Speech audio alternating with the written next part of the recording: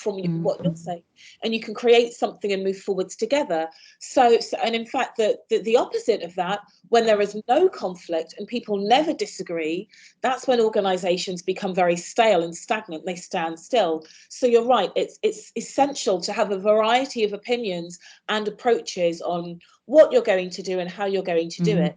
The challenge that comes up is that if either of these conversations on what we're doing or how we're going to do it continue for too long, or perhaps they happen at the wrong time of a project. Let's say, you know, everyone's working on a project, it's all going smoothly. Then towards the end, somebody throws a curveball in and says, well, actually, we're doing this now.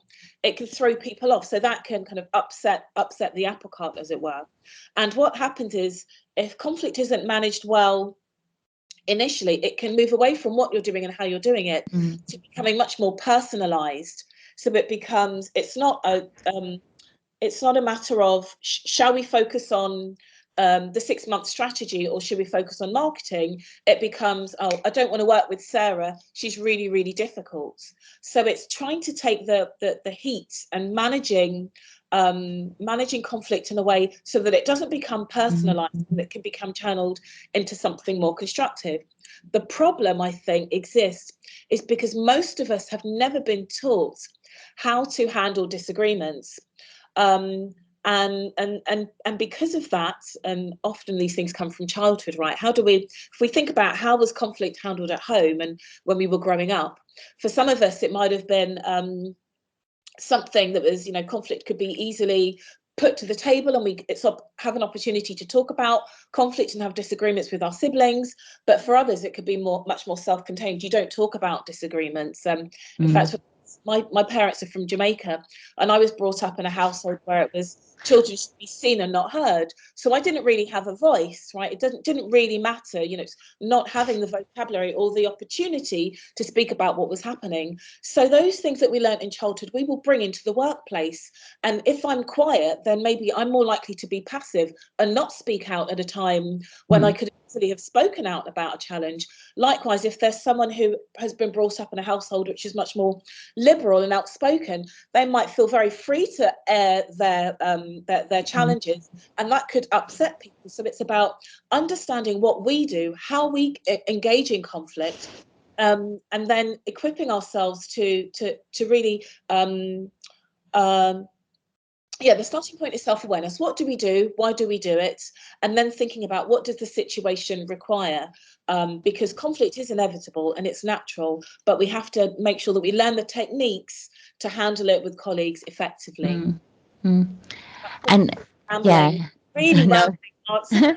No, but thinking about conflict that I've managed in the workplace, and this has been conflict between employees and line managers. We've had conflict where, you know, it's resulted into a grievance, and the conflict, it turned out that the employee felt that they were being bullied rather than it was just a situation that needed to be being resolved much earlier on. And it was really down to capability, and it was down to capability and workloads. How would you have managed this going forward if it was a conflict that you felt should have been managed much earlier rather than later? And what steps can HR managers do or think about ahead of conflict arising within organizations?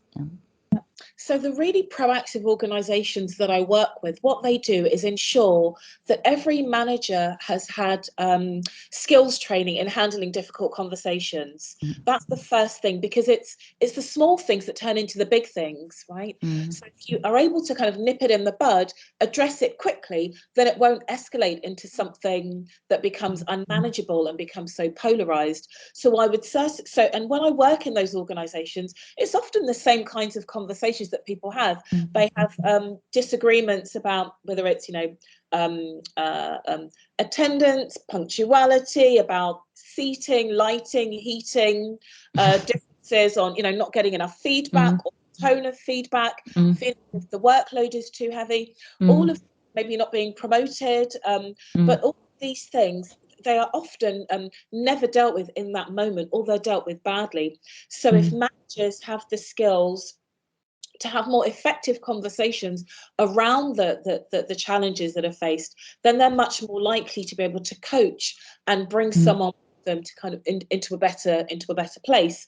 Likewise, HR can also coach and empower their managers with skill sets. I often think that, you know, HR have such a powerful role, and in many ways they work as mediators, but I do worry sometimes that HR don't look after themselves enough and equip themselves with the skills to make sure they can have difficult conversations themselves, and that they're exercising that muscle in being assertive and expressing themselves in a way, because that way they can also coach others in how to do it very effectively. So I think for HR, please make sure that you are conducting enough self-care, I suppose. Self-care, which means managing your own difficult conversations, puts you in a better position to coach and manage employees and managers with their difficult conversations too. Yeah, I mean, as a HR practitioner, and whenever I had a difficult conversation to manage, I always aired how I would approach the situation with another HR member of the team. And I would say, I have this conversation with this employee and line manager, and I'm thinking of making these suggestions, and I'm going to approach in this manner, and I'll get a second opinion. That was how I would manage it. Because sometimes I also felt that maybe the situation was above my head, and I wouldn't be too confident to go in there alone without getting a second opinion. That was always me. But I do say, as a HR practitioner, if you're unsure, I think it's okay to get in a second opinion, especially when it could be a situation that it's a conflict that's been around for quite a while, and you want to nip it in the bud, and you're not too sure of your approach, and whether your approach is the right approach in managing that. Yeah. What's your views on that? Are there any external bodies that HR can speak to if there's a conflict that's going to keep it quite confidential? And yeah. So there's a couple of questions in there. The first thing I would say, it comes from Stephen Covey's book, The 7 Habits of Highly Effective People. I think it's habit number 5, but it talks, what Stephen talks about is seek first to understand and then to be understood. And that's because we will often make assumptions that we understand and know what's going on in somebody's head or why something is happening. But the very first thing we have to do is take the time to listen and try to understand, gather the information. But for most of us, and I think particularly for HR, you are paid problem solvers. You have to hear what a problem is and solve it straight away. And often that is not the case. You can't do that. As mediators, what we do, we slow down that process. And the first thing we have to do is get an understanding of, well, what's really going on here? What don't I know? So when you speak about going into a situation and going in with someone and rehearsing, I think, yep, that's all great. But I would say the first step is trying to create rapport and trust so that the person feels comfortable with you, to be to be as open as possible about what's really going on. And that means in that space, lots of active listening skills. So really being curious and encouraging the person to talk as widely and broadly about what really matters to them, not what they want, not what their position is, but what their interests are, what are their drivers.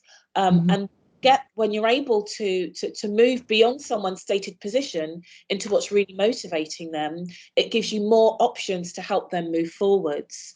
So yeah, I would certainly say the first step is to hold back from making assumptions, even though probably a lot of these things you've seen already, you've experienced it as an experienced HR practitioner, but take the time to listen, to try to understand what's going on for that person and demonstrate to them that you've understood.